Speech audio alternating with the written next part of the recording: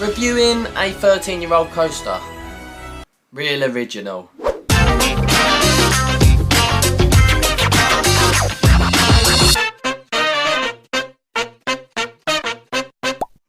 After this review, check out my Thorpe Park vlog, link in the description below. In this video, I'm going to be reviewing Saw the Ride at the Thorpe Park Resort. And given that this coaster has been open for over a decade, this review will include some spoilers. You've been warned. For a long time, this ride was one of my least favourite coasters at the park and a ride that I would often avoid.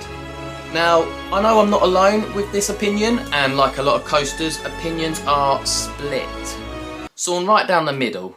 Some love it, some hate it. So, now I'm going to be giving you my honest opinion on Saw the Ride. So this coaster is a Gerstlauer Eurofighter, comprised of both indoor and outdoor sections. It opened at the park in April 2009 as the world's first and only roller coaster to be based off of a horror franchise. So let's look into the statistics of this ride. It features a maximum height of 100 feet, a maximum angle of descent at 100 degrees, pretty hot, a top speed of 55 miles per hour. I can just imagine little Billy tearing up on that tricycle. And lastly, the coaster does feature 3 inversions. Now to look at the theming, and this is where I would say Saw the Ride really excels. Of course, it's themed to the Saw film franchise, and this is one of the best themed coasters in the UK. World class. This is epitomised by the highly themed Q Plus station, featuring multiple torture devices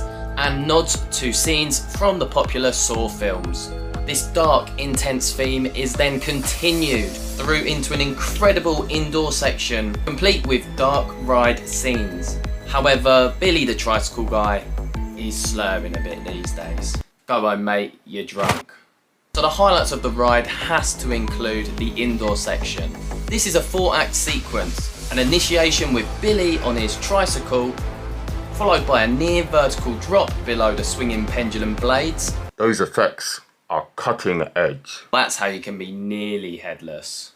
The lit tunnel with air canisters that imitates crossbows firing syringes at you, the guests. Then concludes with a heartline roll over a mannequin that doubles up as a water pistol. Here sprays another beloved test dummy. Other highlights include the 100-foot tall beyond vertical drop that dives below the rotating blade, which is one of the best head choppers on any roller coaster. And then the airtime hill towards the back of the layout deserves a special mention, as that ejector sends you leaping over loggers. Now, as I mentioned at the start, this coaster does divide opinions, and it isn't without its negatives. First off, that outdoor queue is pretty unthemed and exposed, so you'll get roasted under the sun. You're the actor, and the queue line is Ricky Gervais. Guess that makes the sun the golden globe. Actually, although I've had a few very smooth rides on this coaster this season, it can offer a rough experience, and I have experienced a lot of headbanging on those classic Eurofighter cars.